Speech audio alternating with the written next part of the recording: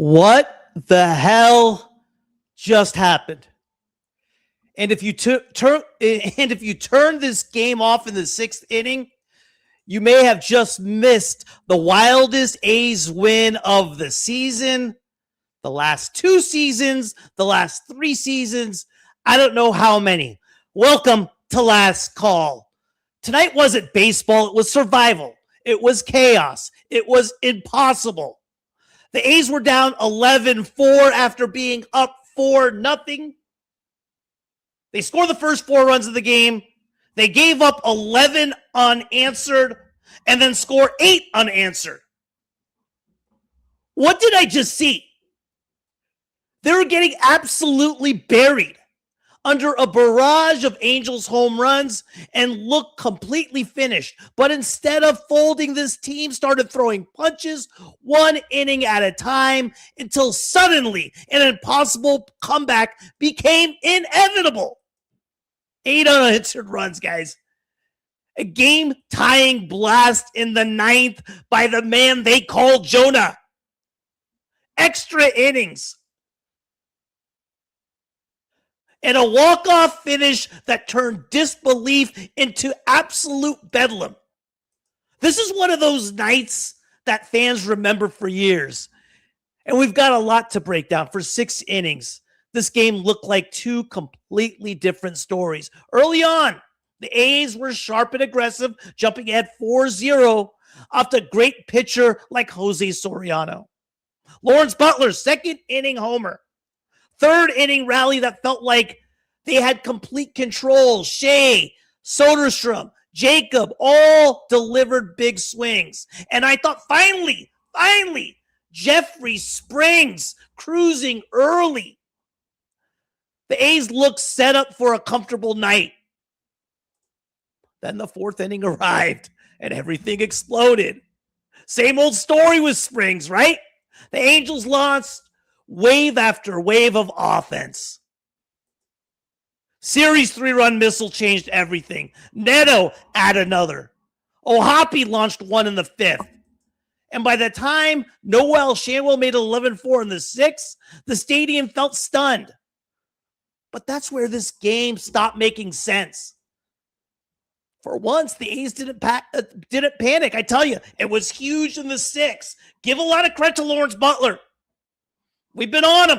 Today he deserves his flowers, and I deserve a drink. Oh, that hit hard. Listen, guys, Butler came through. Muncy comes up, double play, and Gelof, man. What can you say about Zack Gelof? The kid's just turning into a flat-out winner. A big 2-out hit to make it 11-5. How about the 2-run bombs? Jacob Wilson, 2-run bomb in the 7th. And suddenly there was life. 8th inning, Muncy, 2-run bomb. Changed the energy entirely. 11-9. The crowd woke up. The dugout woke up. The Angels started feeling every pitch. What looked over started feeling dangerous. And then came the finish. 9th inning, 1 out. I was like, no way, man. They've done this to us all year long. Tyler Soderstrom doubles. And then Jonah Heim steps in and sends a rocket to tie the game and blow the roof off the place. Extra innings became a reality. The bullpen slammed the door. Elvis Alvarado.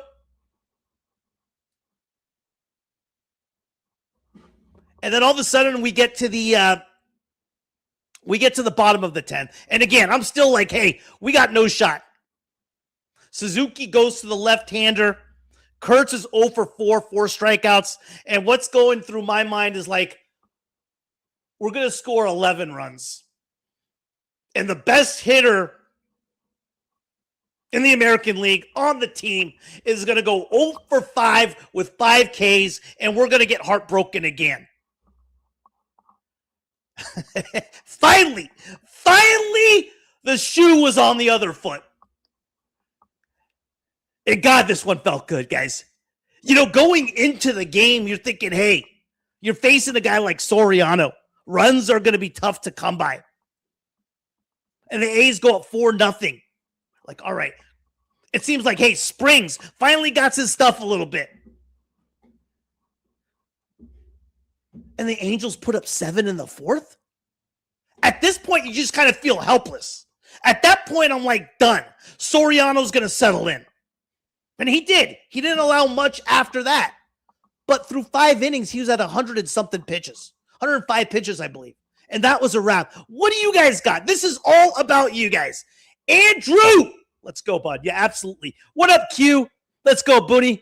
Both members of Budget Base have now witnessed the Kurtz walk-off in person. Were you guys there tonight?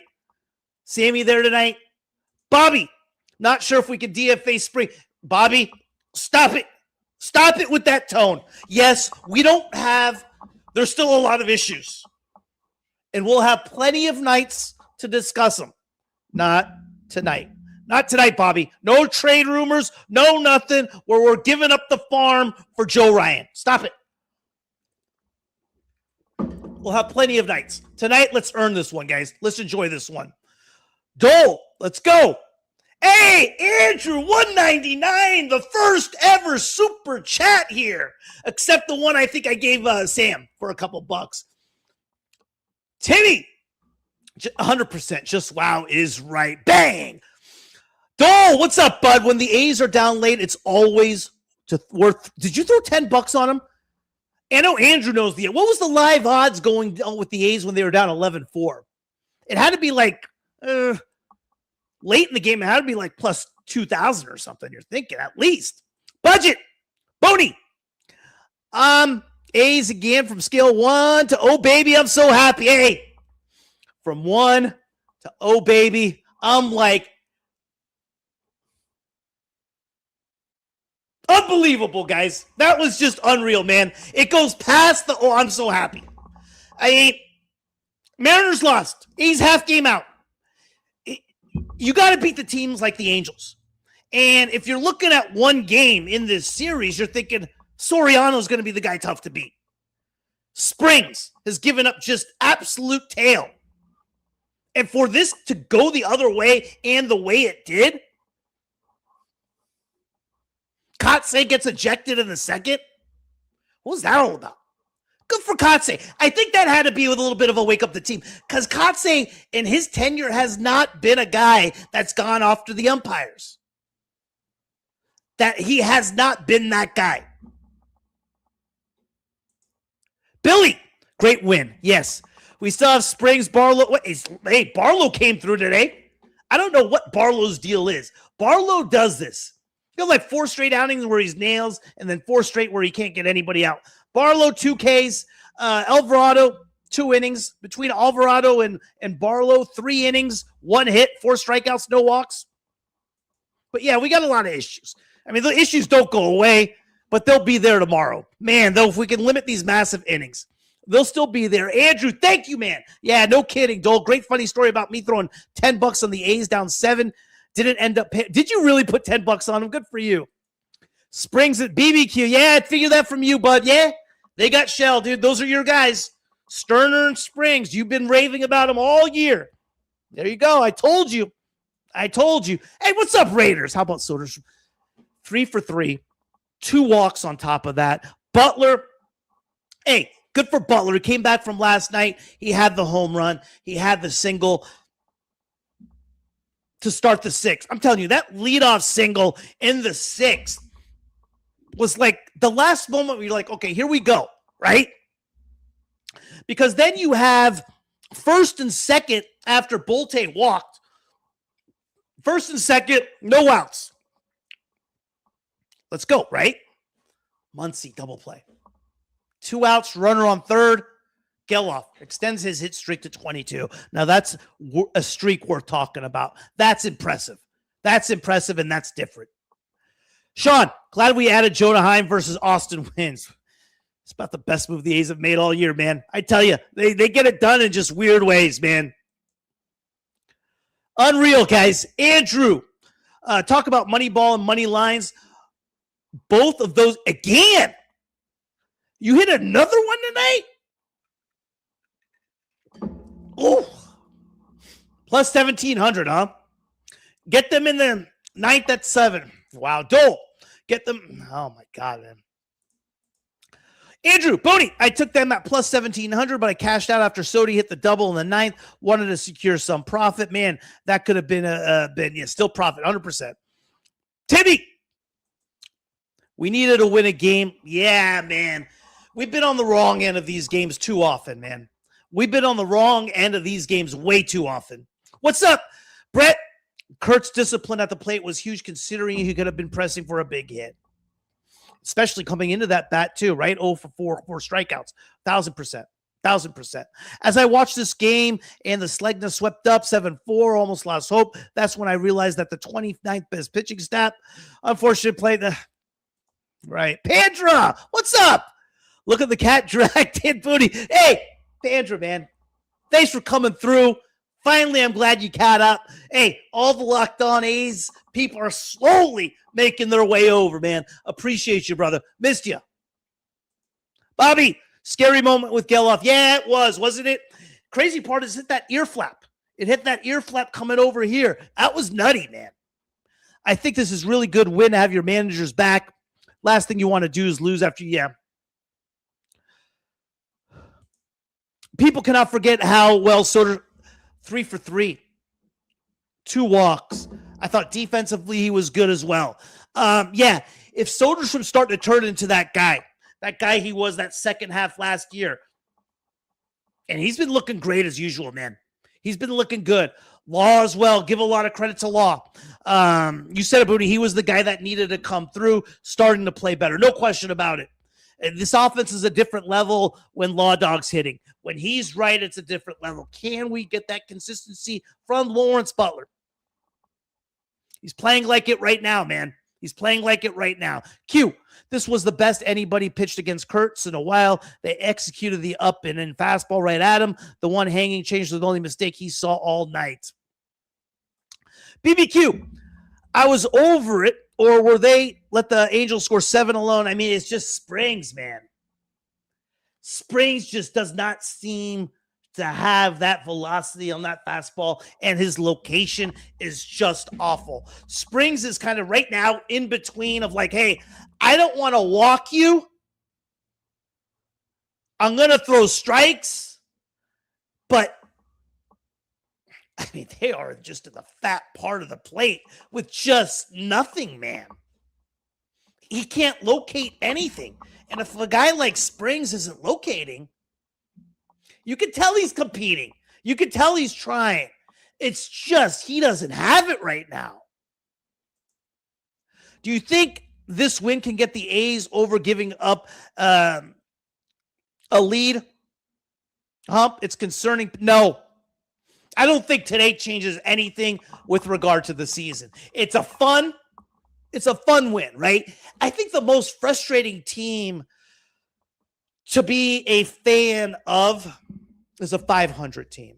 And let's be honest, guys, every single one of us predicted the A's being, some of us went 79 and 83, some of us went 82 and 80, around the 500 mark. And what's frustrating about a 500 team is that they give you hope. They win 3, 4 out of 5, 5 out of 6 in different types of ways where you're like, okay, this team has a shot. But on the flip side of the coin, they're losing games in the most frustrating ways as well. And right now, that's who the A's are. They are a 500 team. And it's crazy when we have the expectations at the beginning of the season of like, hey, they're going to be a 500 team. But when it doesn't work out like that and we lose the games we've been losing, we're pissed off about it. We rage about it. Hey, I'm a perfect example. But I don't think today changes anything. I think they are going to be who they are. What you want to hope with this A's team is that 81 wins, 82 wins, 83 wins, right around there is good enough to get you in the playoffs. And if that's good enough to get you in the playoffs, well, maybe this offense gets hot enough at the right time where they could make some noise. But that's the whole thing. Are they going to be an 80 and 82 win and just get edged out of the playoffs? Or are they going to win that 82 and 80, 83 and 79 team and sneak in and maybe do something special? But like I said, the past A's teams, it's like we expected 85 to 90 losses in the last several years, looking for prospects, looking for them to improve. And as they've gotten a little bit better, as you've seen the emergence of Wilson and Kurtz and etc., you're like, okay, they're better. Pitching's still not there. This is a 500 team. It's still a 500 team. And like I said, I think a 500 team is the most frustrating team to be a fan of for a season because they give you hope. There's so many games during the year where they just give you hope. And you're like, they're turning the corner. They've won 3 in a row in the most fantastic way. But then again, they're losing 3 in a row in the most frustrating way. It's what we said they would be at the beginning of the season, but when the season just unfolds, we can't accept it. I mean, we're just fans, dude. Fans are just wild, bro. We're so freaking whacked out, man. We're so whacked out. We make 0 sense, and we think we make 100% sense. That's fans. We're the greatest thing ever. We're just so wild, dude. Wild. This lineup is going to be a problem also. I agree with you, Budge. Yeah, you called it the other day on your show. You had the pregame show the other day. You said exactly the same thing. It's going to be a problem all year long. The thing is I don't know if 5 or 6 is going to get it done. And I think you would agree as well when you come against a real good pitcher, which for the most part the A's are going to see once a series, it's going to neutralize good hitting. And that's the problem. So when the A's go against a poor pitcher, they have to take advantage of that. But I think you're right, man. BBQ, I saw they did a piece. I didn't watch the piece. But yeah, that's awesome, man. Andrew, Springs throws his hands up on his head after leaving at 80. It's just, he just don't have it, man. Springs' body language in his windup release looks really bad. I just think deep inside right now, Spring knows he just doesn't have it. He just doesn't have it. Timmy, we are at 500 again. We have to pile drives through. Yeah. I mean, I think we're going to end up at 500. Guys, like the 2 pitchers we have that we're depending on right now, right? Gage Jump and JT Ginn. Did you guys have that on your bingo card at the beginning of the season? I mean, when you really rank our pitchers, our starting pitchers, I mean, what do you go? Ginn, Jump, 1A, 1B. Then after that, Perkins? Perkins probably the next guy I'd want on the mound. Savali and Springs? Jesus. Yeah, I agree. We have to win those low-scoring, gritty wins on days the lineup doesn't show up. What's up, Kobe? Hey, man, when are you guys starting up the show, man? Kobe and them are starting up soon. I can't wait to see them. The faithful few are coming soon. I can't wait, man. I can't wait till this takes off. Springs' changeup was actually working tonight, and yet ahead of counts on both homers. He throws fastballs over the heart of the plate. No juice on those fastballs either. I didn't see what the fastball was getting to, though. That's the only thing. Yeah, Andrew Ginn, Jump, Perkins, Savale, Springs. Jesus.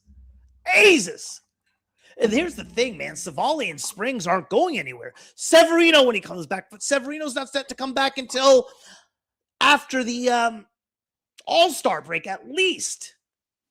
So that's the whole thing, man. Perkins would be third. Here's the hope I do have. I hope Perkins starts to be that guy we saw last year in the couple starts he had. And I think he has the potential. I think he has the stuff to do so.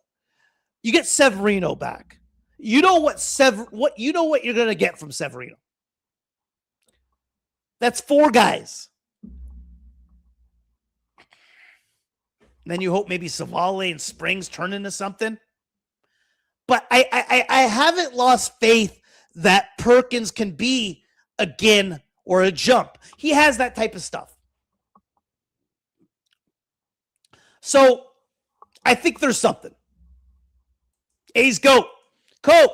Been absolutely sickness this week, horrible thing, but within a week, can't wait, bud. I hope you get better.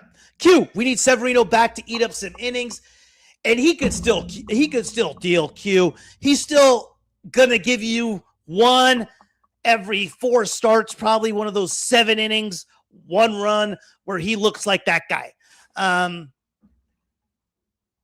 And he's done that pretty consistently, but yeah, no question. Him being gone has hurt a lot more than we thought.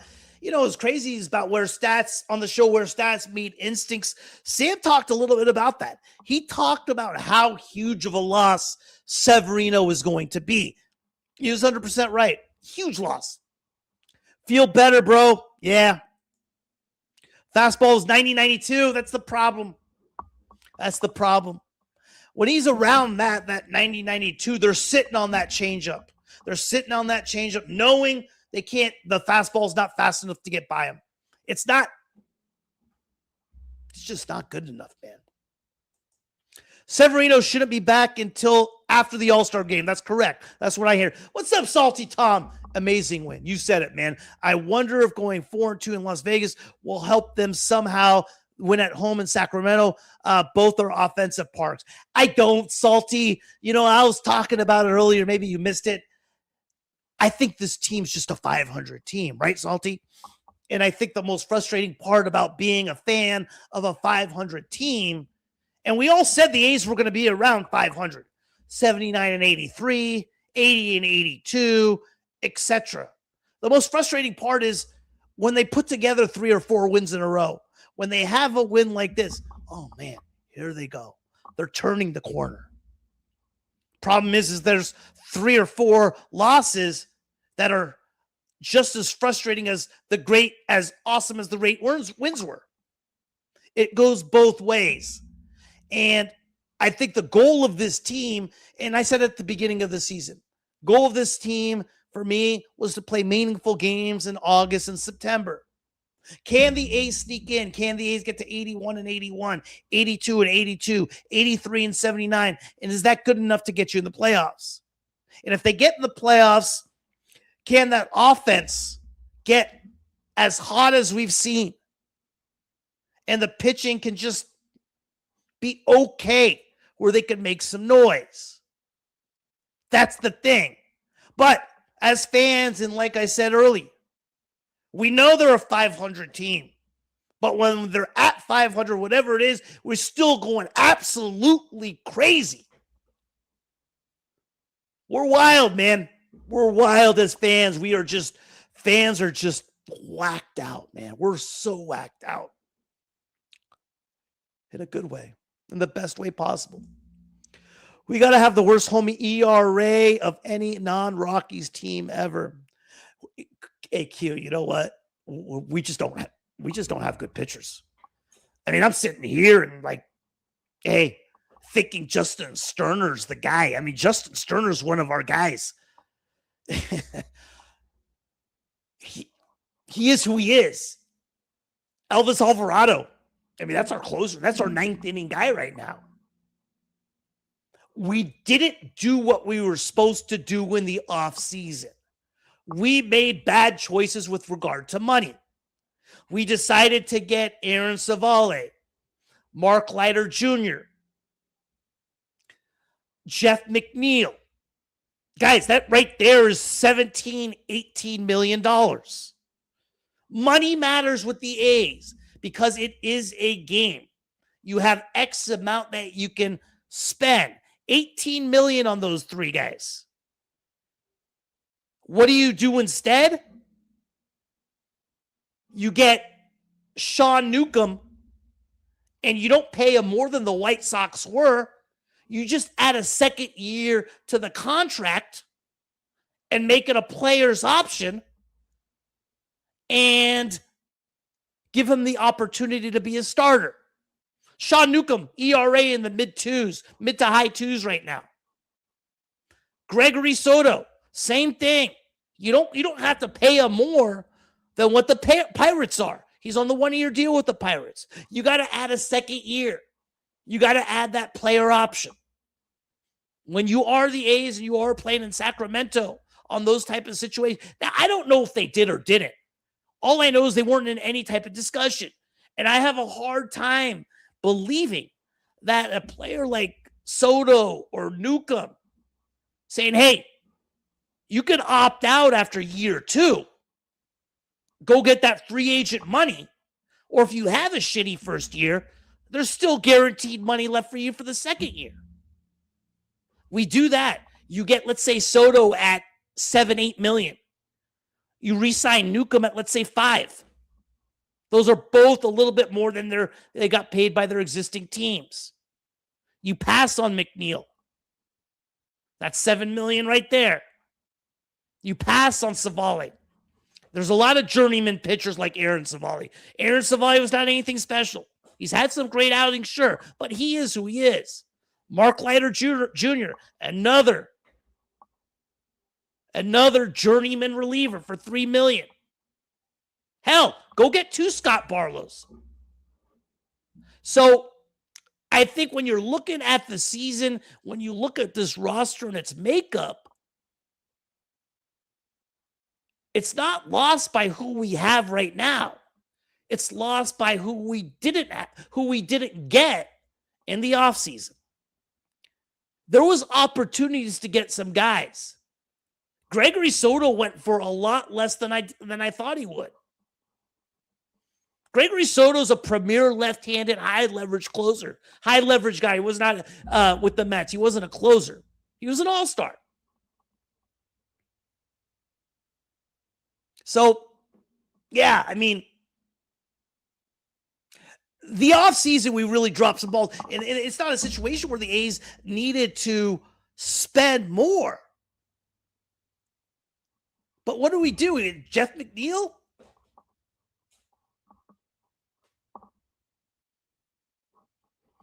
$7 million? Jeff McNeil's making $17 million this year. The Mets are paying $10 million. It's nutty. And I think that's where this roster construction was screwed up. I just don't think we have good pitchers. When you really look at this roster, we're just not a good pitching team. Suarez, Barlow, Alvarado covered 5 innings, only 3 hits, 1 earned run, and no walks, 7 Ks. Kudos to the pen. Suarez has been decent. He hasn't been bad. 30 pitches, 20 strikes.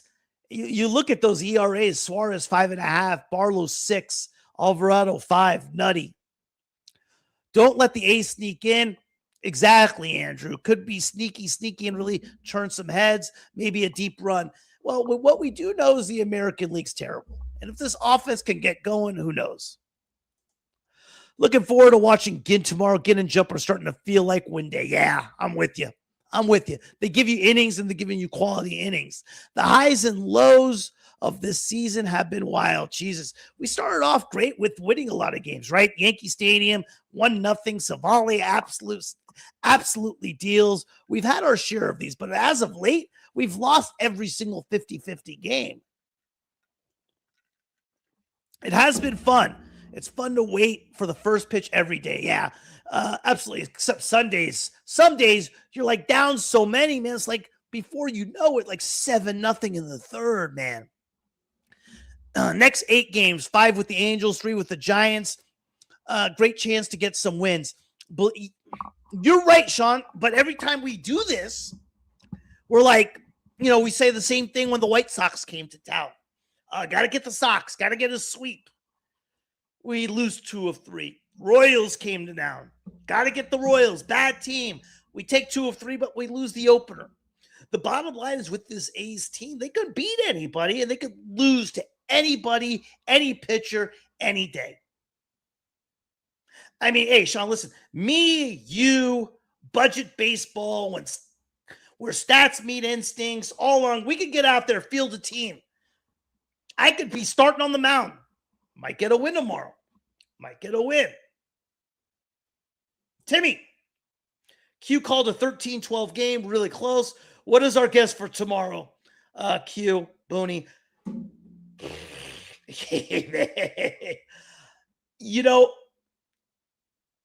I think what I want to see for tomorrow is I just want to see a great start by Ginn.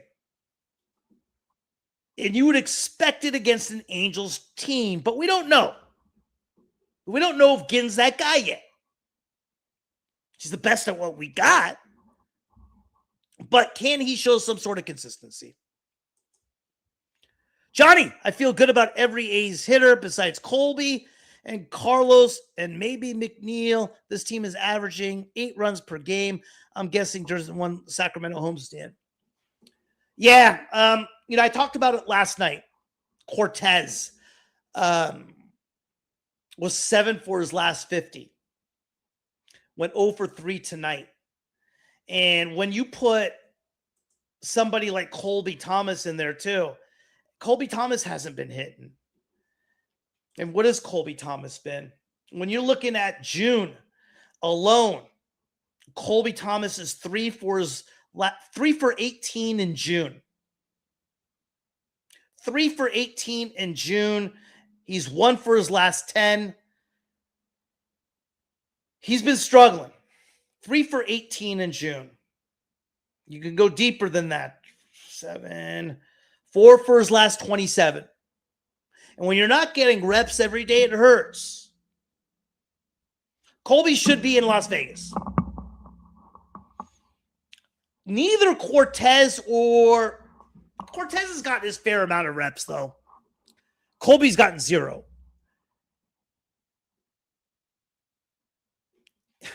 You can't just 100% give that job to Cortez without giving Butler the opportunity. It's a tough position. It's a tough spot to be in. Butler's making the money. He's on the contract. He's going to get more room. He's going to get more rope than Cortez. That's just the way it works. Salty. Mason Barnett is a rare bright spot in the bullpen.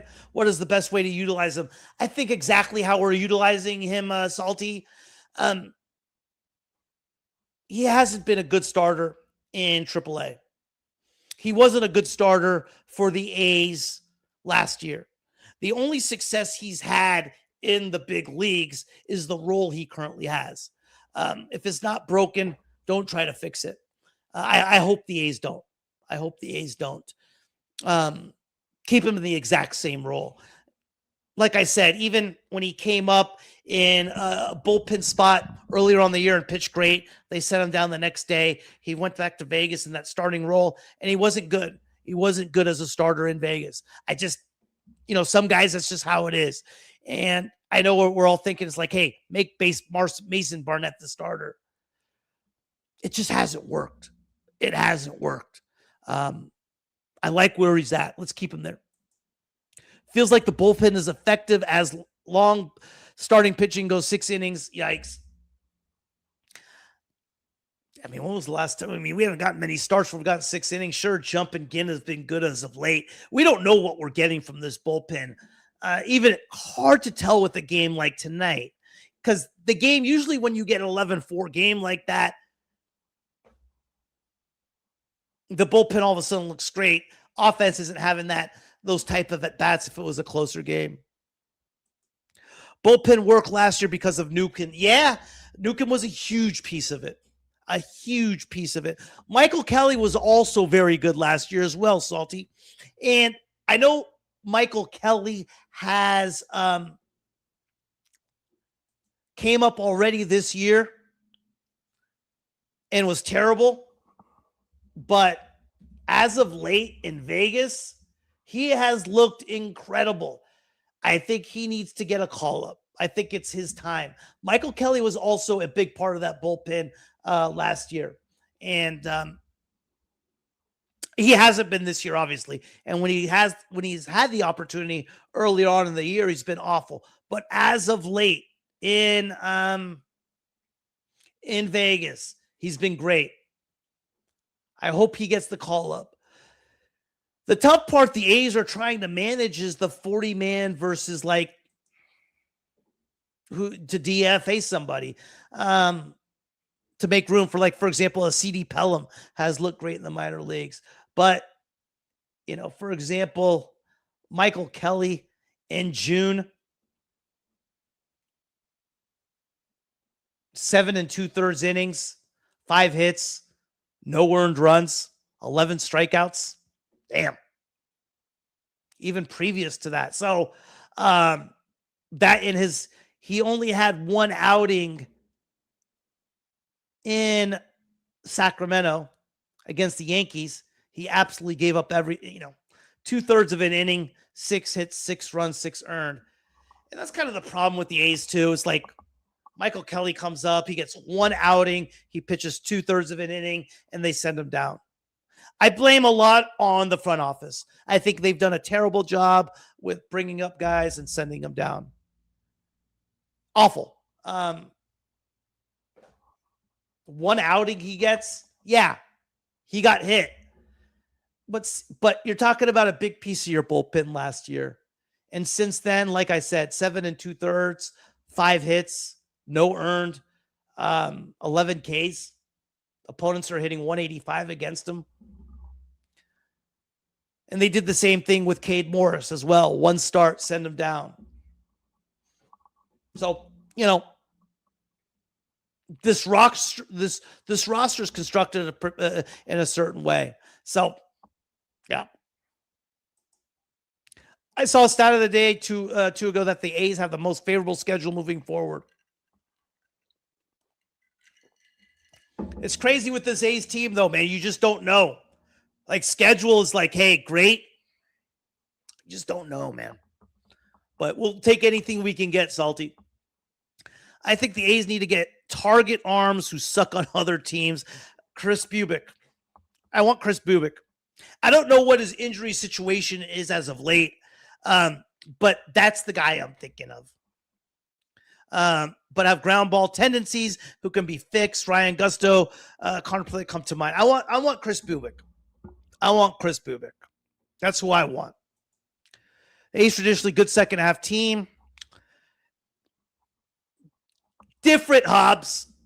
Second half team when you're 15 games out of first place is different than a second half team playing meaningful games. So I don't know if that second half team means anything because, like I said, 2022, 2024, they played July and August really good. 25, yes, they were good in the second half. I don't know if it means anything because, again, when you're playing games in the second half and you're out of contention, it's completely different than playing meaningful games. But we'll see. We'll see. Not to be negative, vibes are high tonight. What would your last call look like if the final was 11-4 or 11-5? I was sick after watching Homer. You know, I don't think anything that happened today goes away. Starting pitching still an issue. We have 0 as far as prospects that are ready, like, let's say, next year.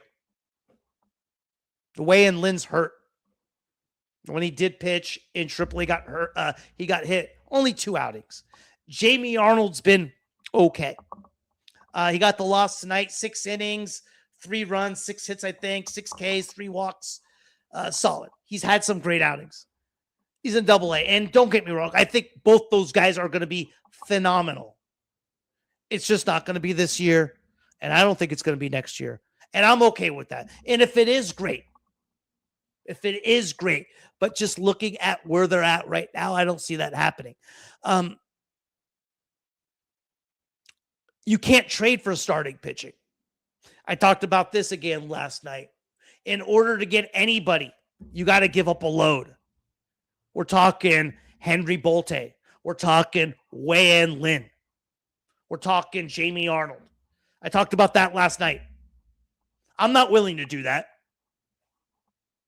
I'm not willing to do that for a Joe Ryan or a Freddie Peralta. I don't want to do that. No. And there's no one in the minor leagues. So right now, it's a situation where we still have to build from within.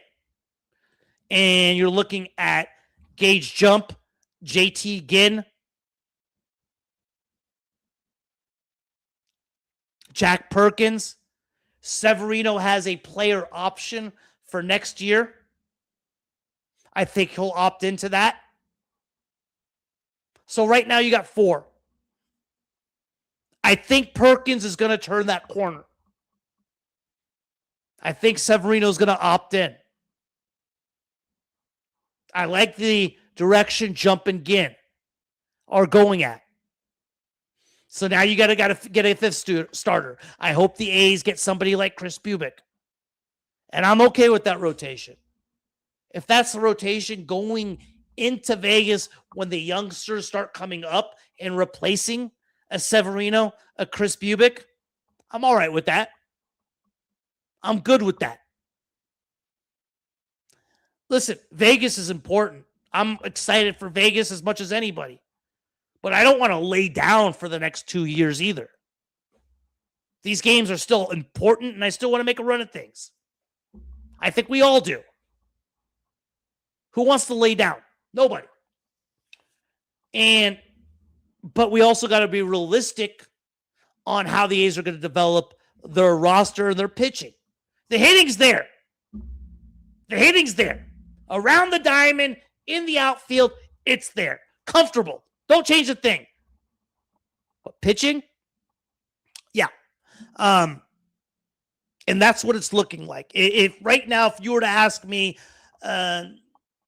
what our starting rotation would be next year, Ginn, Jump, Perkins, Severino, Bubic. They have a team option for Jeffrey Springs for $15 million. That looks like they're going to decline. And go get yourself another starting pitcher. Go get yourself another journeyman. And see if that works out. But hey, what team in their 5th starter is in a tough spot? But yeah, but I'm good with that without giving up any prospects. I don't want to give up any prospects. And stop it with the Colby Thomas and Carlos Cortez, because right now between the two of them, they are what? 9 for their last 80? Something like that? 10 for their last 80 something?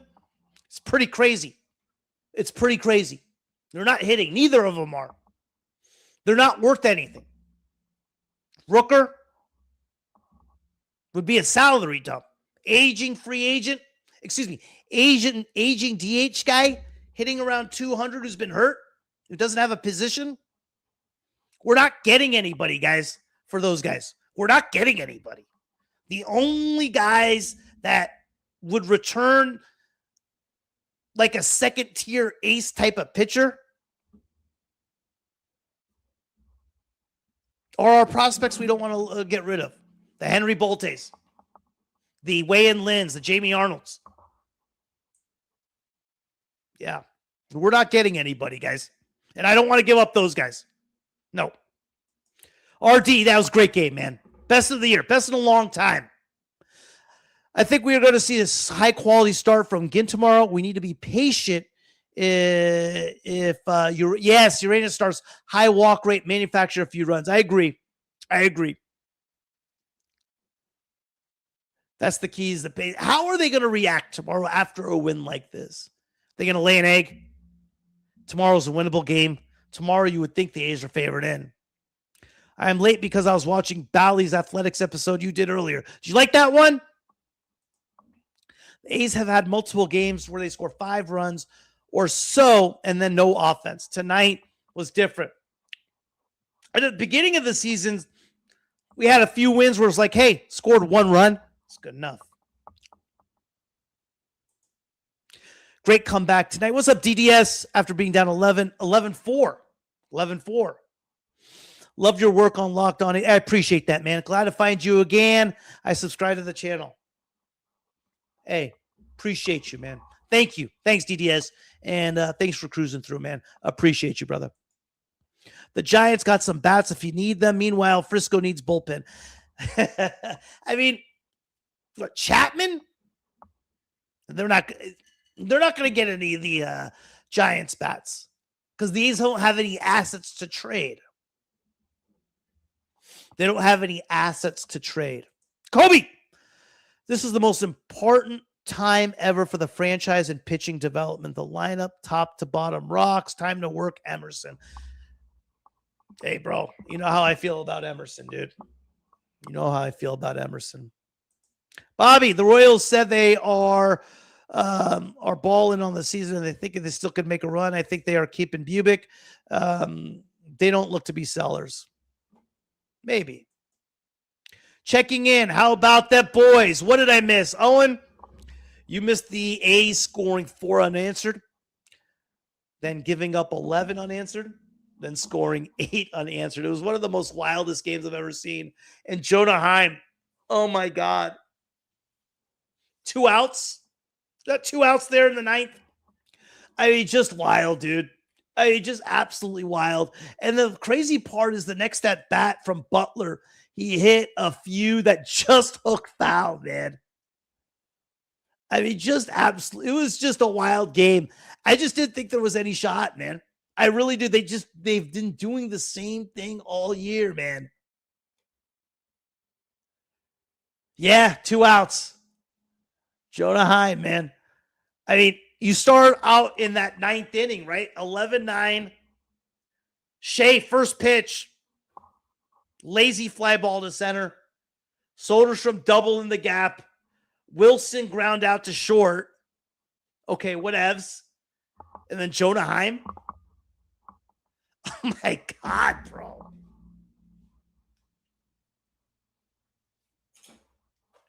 I'm exhausted. I mean, I haven't even got through my drink. It's hitting hard, though. I'll tell you that. Oh, my God. Oh, my God, dude. This one felt good, guys. This is what it's about being a fan, though, man. Especially, you know what? I think it hits harder when it's the A's. When you're an A's fan, it feels a little bit more special. What about our help for 2 or more? Come on, enough of Bobby. They're not going to take those guys for an ace. I mean, you've been on Colomb, Montero. They're still, yes, I think great prospects. They're in low A.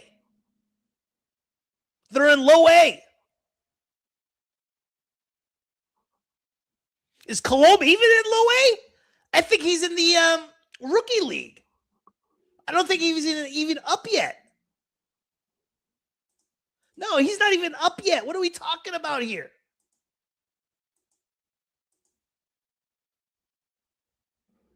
Bob, we don't have anybody to give up, man. Those guys aren't going to get us nothing. 0. Joe Boyle got us Jeffrey Springs and Jacob Lopez in a salary dumped by the Rays. The Rays are so smart. The Rays are going to win every trade at the end of the day. They're so smart. I don't know if anybody's really won that trade. At the beginning, we thought it was a damn steal, right? Springs and Lopez were pitching and dealing. Joe Boyle is kind of who he was. And now Lopez and Springs, I don't think have gotten anybody out since like April. I don't remember the last time they've gotten somebody out. Q. Anybody outside the Giants and Mets with dumb contracts aren't going to admit to being sellers in June. Absolutely. Oh, I saw it all. Soderstrom's unstoppable right now. Welcome back, Muncy. Hey, what was great about Muncy's homers? The at bat before this in the sixth, first and second, no out. You're thinking, okay, here's the last chance for the A's to make some sort of run. Double play. 2 outs. Gelof, big hit, man. Big hit. Bobby, as a backup catcher, Heim has played, without a doubt, man. Heim's been unbelievable. Read the text, brother, for bullpen help.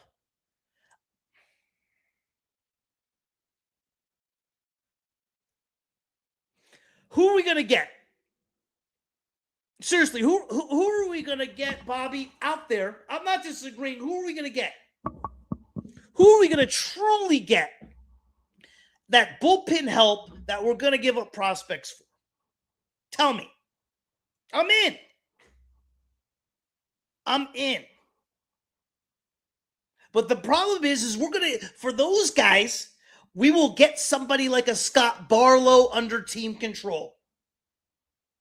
We're not getting anybody as value. They're not going to take any contracts. We're not getting anybody. That's my point. When you're talking about Colomb, when you're talking about Montero is the best defensive shortstop in the whole organization. If you guys have not seen for his first name, Edgar Montero play, he is the 11th ranked prospect in the A's organization. He's in the A's signed him in,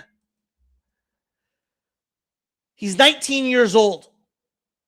They signed him in 2024. The beginning of 2024 is a 17-year-old out of the Dominican. And this kid can pick it. Right now, at 19 years old, he is let's put it this way. He is what Denzel Clark is in center field.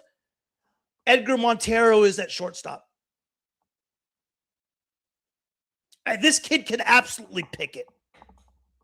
Best shortstop defensively in the whole organization. It's not best infielder in the whole organization. It's not close.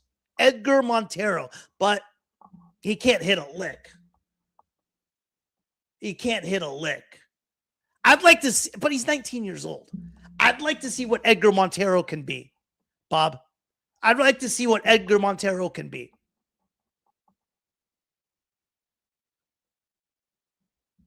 But those are the type of guys you're talking about. A Bryson Guedez. Those guys are going to get a return similar. We're not going to get any, you're not going to get Sean Newcomb for that. You're not going to get any of those guys.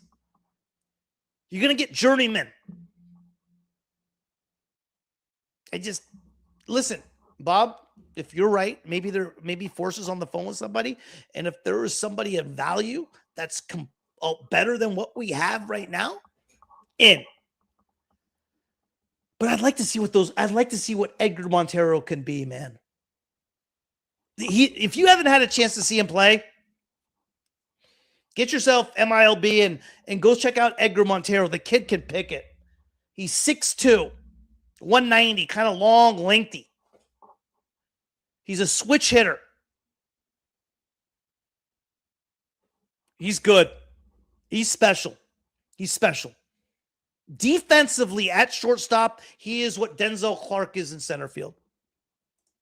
I'm not talking about starting. I know. I hear you. I hear you. I just don't know what that's going to return. I think it's another guy of like who we have right now. Bodie, will I see you at the ballpark tomorrow? I'm expecting a great atmosphere considering the game tonight, and I will not be there, but I would have loved to. I'm 2 hours away from Sacramento, so it's like I have friends that live in the area, but what I like doing is like I'll go meet up with them. I did this last year a lot. I'm going to the Dodger game on the Monday. The Dodgers, when they play the Dodgers on Monday, I'm going with a buddy. But what I like doing usually, and I haven't done it yet this year. I did it last year on a few occasions, but go up on like I did this for the Mariners game, a Tuesday night or a Wednesday night. I'll watch the Tuesday, Wednesday night game, hang out with the buddies, have some dinner, have a few pops, and then wake up the next day, go watch the day game, then head home. I did a lot of those trips. Those trips are pretty cool. Raiders, make Heim the permanent DH and give Cortez a break from the DH role. I mean, I still think, I'd rather have Cortez as DH than Heim. My point with those guys is that, hey, you know what? Raiders, right now, you're right. Maybe. He's swinging the bat a lot better than those guys. I just, with Colby and Cortez, you just got to get consistent at bats. I like Cortez. He's in a slump. I still think he's the guy. We are what everyone predicted in the preseason. We need to score 9 runs consistently to overcome our pitching. Yeah. We are where we are supposed to be to put Montero.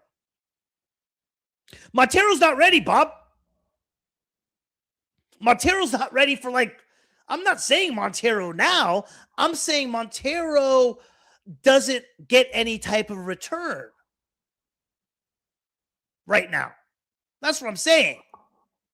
I'm saying let Montero grow into something where we can get a return out of him.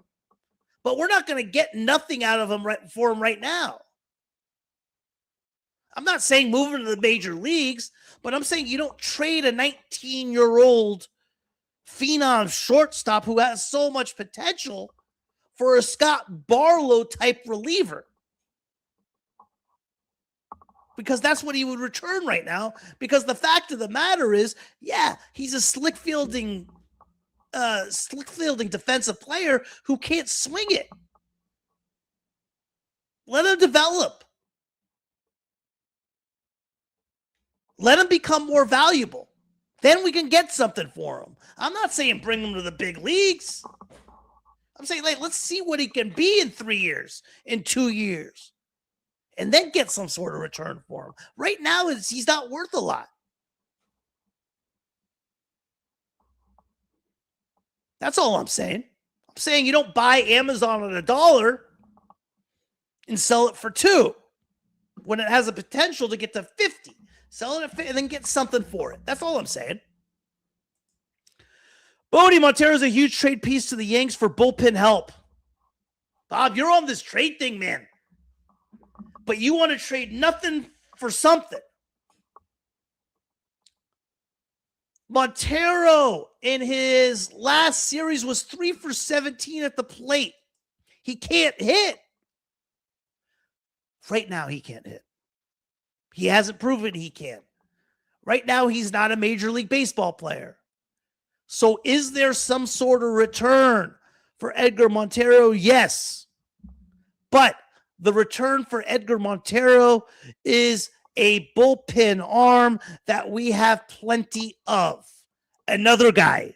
We'll get a bunch of another guys. We'll get a bunch of Mark Leiter Jr.'s, Scott Barlows, Hogan Harris, who I love,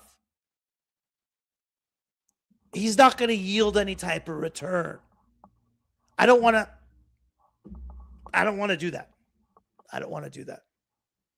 Watching from Minnesota at 2 a.m. It's getting late, man. Hey, Billy, always appreciate you turning in, man. You like Joe Ryan? Joe Ryan. Boney, what's your thoughts on the long-term infield with Leo? I'm thinking Leo third base, Wilson shortstop, Gelof second, Kurtz first base, and Muncy kind of that super utility role would be ideal. Because Muncy can prove, and so is Gelof. Gelof can play third, second. Muncy can play third, second, and short. Doesn't play him very well. He's getting actually better at third. Third, second, and short. Flexibility. Yes. 1,000% with you. That is scary. Leo's doing all right. 288, double A. He's hitting for some pop, hitting for some power. He's stealing bases. 18 steals so far this year. You got to like what Leo's doing, man. You got to like what Leo's doing. Let's take our time with them. I put Leo in that same type of path as a Wayne Lynn, as a Jamie Arnold, as a shit. That's all we got. Damn. Yeah, we don't got a lot down there. Zane Taylor, I like as well. High A, Lansing. Bobby. We have no room for Montero unless DeVries gets moved in there. I'm not saying we need room for Montero. I'm saying he's not worth anything right now. That's what I'm saying. He's not worth much. But in a few years, when he develops his bat, when he continues to feel the way he is, then all of a sudden, yeah, he's a tradable asset that can get you a big return. That's what I'm saying. When Leo DeVries first came up to the big leagues, no one knew who Leo DeVries was. He wasn't going to get a return like Mason Miller. But when Leo DeVries started becoming Leo DeVries, now you package him with a Braden Nett, Eduardo Nunez, a Henry Baez, and that gets you Mason Miller.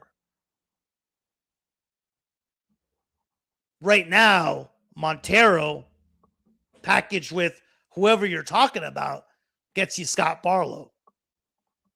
So that's kind of what I'm getting at. I'm not saying that he is going to be on the A's. I'm not saying that he's going to take Jacob Wilson's spot. I'm saying let's wait for him to develop until he turns into a asset that's worth something that's better than what we have. That's all I'm saying. 3 second, Wilson ashore. Alika needs to be in the 9-hole fast. And, well, who do you want to replace him for, though, Hobbs? Where are you going to play Alika? You can't start Alika every day. I mean, you got...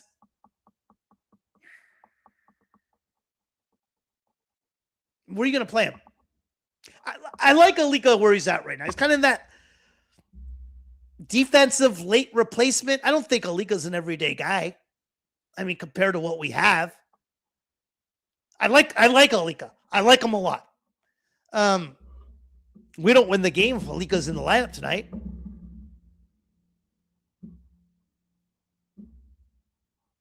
I mean, you put him in for Muncy? Wilson? No. McNeil, they're going to continue to play. They're going to continue to give him... Contract matters, guys. Yeah. I like him. I just think the role he's in right now fits for what he's doing. Schumann can't hit either in the Yanks. Love the guy. Montero to the Yanks. That's all I'm saying. I'm cool with it too. I want something back in return.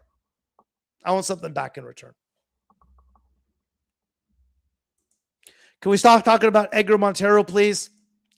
I really have a hunch they will move DeVries to the outfield for his bat. Possibly. Where? I think he's better shot in the infield. Who are you looking forward to drafting at 8? Catcher. I want the kid from Arkansas. What's his name? He has the coolest name, though, I'll tell you that. The coolest name. Arkansas catcher. And the other kid who's the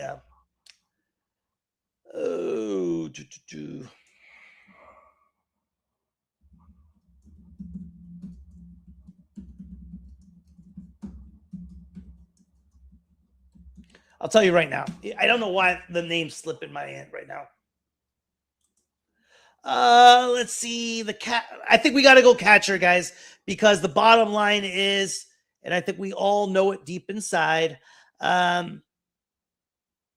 Shea's not coming back. Shea is not coming back, man.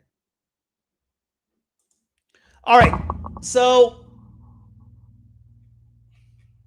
no, that's not one. Come on. It's not that hard to figure this out, guys.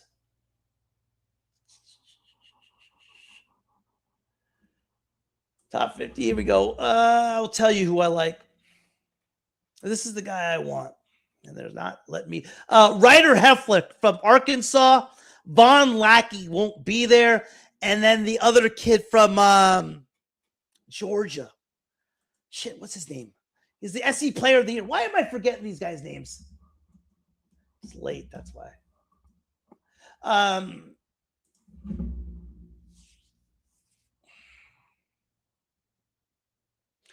Daniel Jackson. Daniel Jackson. I want Ryder Hefflick or Daniel Jackson at number 8. We need to get a catcher. Shea's not going to be around in 2029. He's gone. See ya. We're not getting Shea's gone. You got to start developing the catchers now. We don't have any catchers at the lower level. 0. Nothing. Nada. We don't have a catcher right now. Ryder Hefflick or Daniel Jackson from Georgia. One of the two. One of the two. That's who I want at 8. We got to get a catcher. Daniel Jackson is one of those combo catchers, though. Outfielder, catcher. Ryder Hefflick's nails. I want one of those two. There we go. Thank you. Hey, Hobbs. Alika at third base and Muncy at DH. Go Hogs. That's my school. We need Jackson, Florida. Jackson, Florida. Yeah, that would be ideal. I'd love Cameron Flukie to slip to the second round. That'd be a steal. But shit, guys, that's all I got, man. Been on here an hour and 8. I'm tired. That was a great win, though, guys. And thanks for cruising through, as always. I appreciate you guys. Take care, guys. Great win. I'll see you tomorrow night. Take care, guys.